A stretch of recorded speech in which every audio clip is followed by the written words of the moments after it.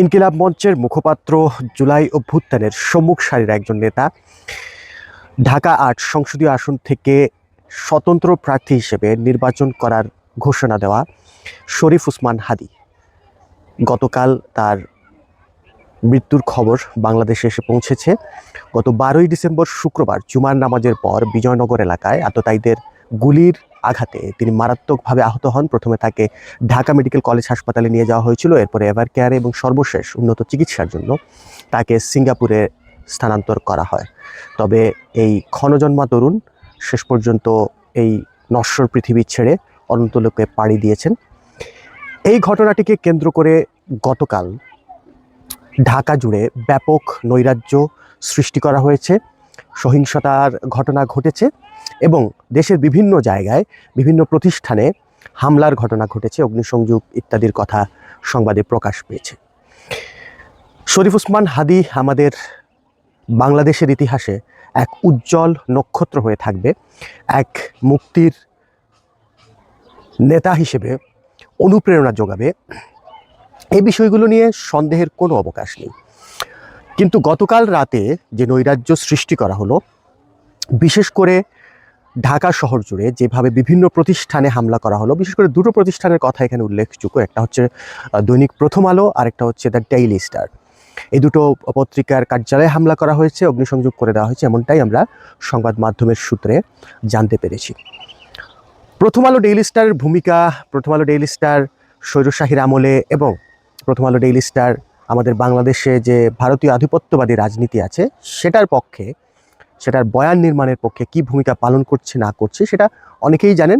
এই আলাপে সেটার বিস্তারিত কোনো কথা আমি বলছি না। আমি আপনাদের মাথার ভেতর কিছু ভাবনার ডানা যাতে একটু ঝাপটায়, একটু যাতে নড়াচড়া করে, সেটার জন্যই এই আলাপটার সূত্রপাত।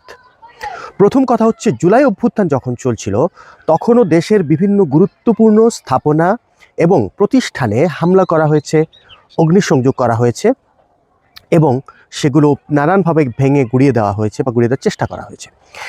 তো তখন যে সরকারটা ছিল, অর্থাৎ যে পরাজিত পলাতক স্বৈরশাহী সরকার, তারা বিষয়টাকে সংবাদ মাধ্যমের দ্বারা সবার সামনে এমনভাবে উপস্থাপন করেছে যে যারা জুলাই অভ্যুত্থানে জড়িত ছিল, ছাত্র জনতা, তারাই এই ভাঙচুর নৈরাজ্যগুলো করছে, তারাই অগ্নিসংযোগ করছে, তারাই মেট্রো রেলে আগুন দিয়েছে, তারাই বাংলাদেশ টেলিভিশনের রামপুরার ভবনে আক্রমণ করেছে। এমন কিছু কিন্তু আমরা বহুবার সংবাদ মাধ্যমে আসতে দেখেছি এবং এর মাধ্যমে যেটা প্রমাণ করার চেষ্টা হয়েছে সেটা হচ্ছে যে দেশে পরিকল্পিতভাবে একটা গোষ্ঠী নৈরাজ্য সৃষ্টি করছে, অস্থিতিশীল পরিবেশ সৃষ্টি করছে এবং এই পরিবেশে একটা যেটা বলা যায় যে একটা মানে অল আউট অ্যাটাক বা একটা দমন পীড়নের চূড়ান্ত যে পর্যায়ে আছে সেটা পরিচালনা করা যায়, এই সম্মতিটা সেই সরকার উৎপাদন করতে চেয়েছিল আমাদের যে গণমাধ্যম রয়েছে সেটিকে ব্যবহার করে এবং অবশ্যই সামাজিক যোগাযোগ মাধ্যম যেটা আমরা ব্যবহার করি প্রতিনিয়ত সেগুলোকে ব্যবহার করে। শেষ পর্যন্ত যখন স্বৈরশাহীর পতন হলো এবং স্বৈরশাহীর সেই ডাক সাইটে নেতারা পালিয়ে গেলেন, এরপর যখন বিভিন্ন ধরনের যেটা হচ্ছে যে ফোন আলাপগুলো প্রকাশিত হতে থাকলো, তখন যেটা জানা গেল সেটা হচ্ছে এই কাণ্ডগুলো সরকারের পক্ষ থেকেই নির্দেশ দিয়ে তাদের আজ্ঞাবহ কিছু মানুষকে বলা হয়েছে করার জন্য এবং তারা সেগুলো করেছে। সেই অডিওগুলো আপনি খুঁজলেই হয়তো এখন পেয়ে যাবেন ইউটিউবে বা ফেসবুকে, যেখানেই খুঁজতে যান সংবাদ মাধ্যমে এগুলো বিষয়ে নানান ধরনের সংবাদ প্রকাশিত হয়েছে। আচ্ছা, এই ঘটনার যখন ঘটছে বা এই ঘটনাগুলো যখন হয়ে গেছে, এর পরবর্তী সময়ে এটাকে তৎকালীন সরকার কাজে লাগাতে চেয়েছে বা ক্যাশ ইন করতে চেয়েছে, নানানভাবে পারেনি, কারণ জনমত তারা সৃষ্টি করতে পারেনি। ছাত্র জনতা যে এই ভাঙচুর নৈরাজ্যের সঙ্গে জড়িত নয় এটা সাধারণ মানুষ বুঝে গিয়েছিল বা সাধারণ মানুষ সেটা জানতো। স্বৈরশাহীর সেই দাবিটা তারা গ্রহণ করেনি বা উড়িয়ে দিয়েছে বলা যায়। স্বৈরশাহীর পতনের পর তাদের পলাতক নেতারা বিদেশ থেকে বাংলাদেশে পরিকল্পিতভাবে নৈরাজ্য সৃষ্টি করার জন্য নানান রকমের পায়তারা তারা করেছেন এবং নৈরাজ্য সৃষ্টিও করেছেন এবং নানান ধরনের ভাঙচুর অগ্নিসংযোগের ঘটনা আমরা দেখেছি। নভেম্বরের 13 তারিখ ঢাকা লকডাউন বা ঢাকা ব্লকেড বলে একটা ডাক দেওয়া হয়েছিল। তো এর আগে পরে কিন্তু আমরা প্রচুর বাস পুড়তে দেখেছি, প্রচুর বাসে অগ্নিসংযোগ করা হয়েছে, যাত্রীসহ বাসে অগ্নিসংযোগ করা হয়েছে, বিভিন্ন জায়গায় রাতে থামানো বাসে অগ্নিসংযোগ করা হয়েছে, বাসের চালক থেকে শুরু করে বাসের যে হেল্পার সহ অনেকে আহত হয়েছেন, এমনকি মারাও গেছেন। এটাও কিন্তু পুলিশ পরবর্তীতে যখন এইসব হামলাকারীদের মধ্যে কাউকে কাউকে গ্রেপ্তার করেছে, তখন যে খবরটা বেরিয়েছে সেটা হচ্ছে যে অনেকেই অর্থের লোভে বা অর্থের মাধ্যমে তারা এই কাজগুলো করার জন্য রাজি হয়েছে, তারা পর্যাপ্ত অর্থ পাবে সেটার জন্য। এমনকি খুব সম্ভবত ঢাকায় হামলা করার জন্য আসার পর দুজন ছাত্র, একজন পানিতে ঝাঁপ দিয়ে মারা যায়, আরেকজন সম্ভবত গ্রেপ্তার হয়েছে। যে পানি দিয়ে ঝাঁপ দিয়ে মারা যায় সেই ছেলেটা সাঁতার জানতো না। এই কথাগুলো বললাম এই কারণে যে বিদেশে বসে পলাতক রাজনৈতিক নেতৃবৃন্দ দেশকে পরিকল্পিতভাবে অস্থিতিশীল করে দেওয়ার জন্য এই কাজগুলো করে যাচ্ছেন। এখন তারা চাইছেন দেশটা অস্থিতিশীল হোক, দেশের মধ্যে নৈরাজ্য সৃষ্টি হোক, এবং নৈরাজ্য সৃষ্টি হলে কি হবে সেটাই হচ্ছে মূল প্রশ্ন।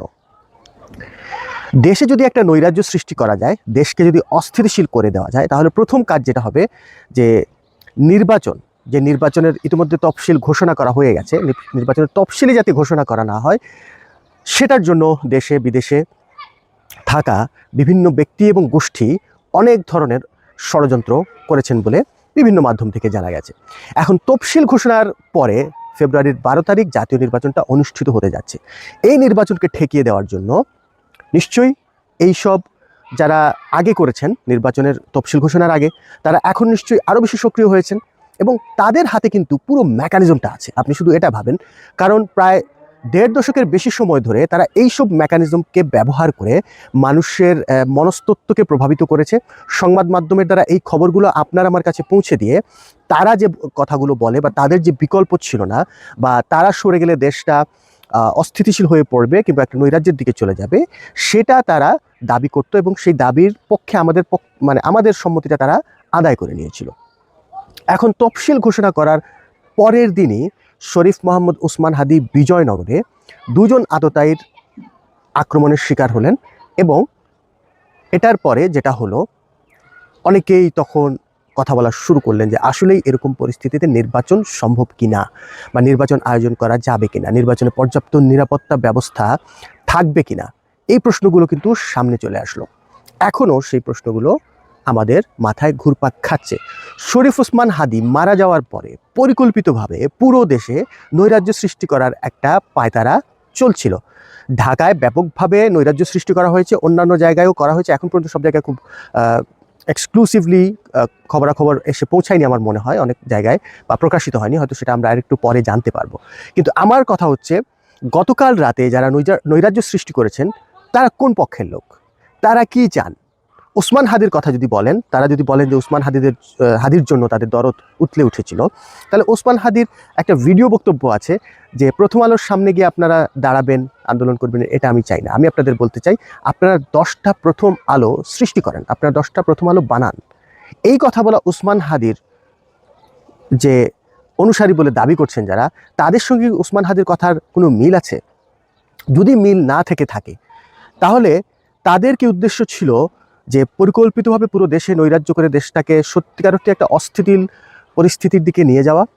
এবং ইতিমধ্যে যেটা হয়েছে, আপনারা নিশ্চয়ই সকাল থেকে সংবাদ মাধ্যমগুলো দেখছেন, ওসমান হাদির মারা যাওয়ার ঘটনাটা নিয়ে এখন শুধু বাংলাদেশ নয়, অন্তত পুরো বিশ্বের সংবাদ মাধ্যমে একটা তোলপাড় হওয়ার কথা ছিল।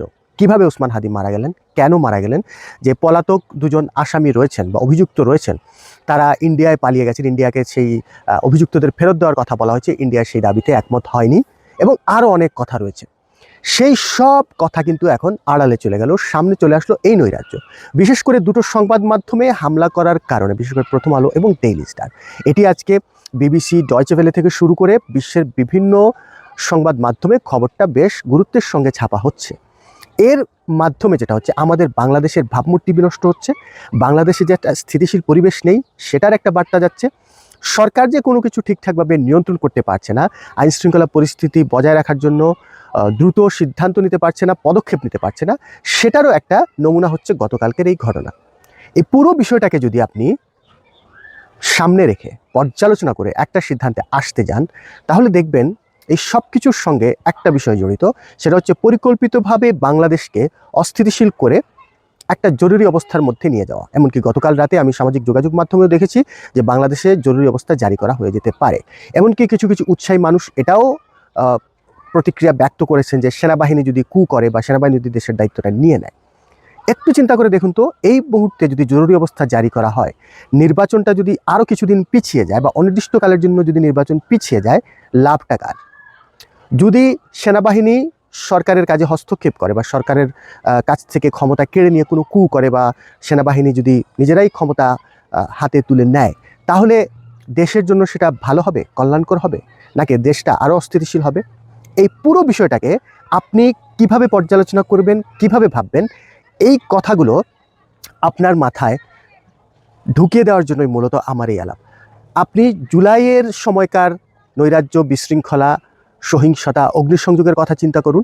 গতকাল রাতে যে ঘটনাগুলো ঘটেছে সেগুলোর কথা চিন্তা করুন এবং একটু মেলাতে চেষ্টা করুন এগুলো কাদের ইন্ধনে, কাদের প্রশ্রয়ে, কাদের স্বার্থে হচ্ছে। কারা চায় না বাংলাদেশের জাতীয় যে নির্বাচনটা ফেব্রুয়ারি 12 তারিখ অনুষ্ঠিত হওয়ার ঘোষণা হয়েছে সেটা যাতে না হয়, সেটা না হলে কাদের লাভ, কাদের উদ্দেশ্য হাসিল হয়।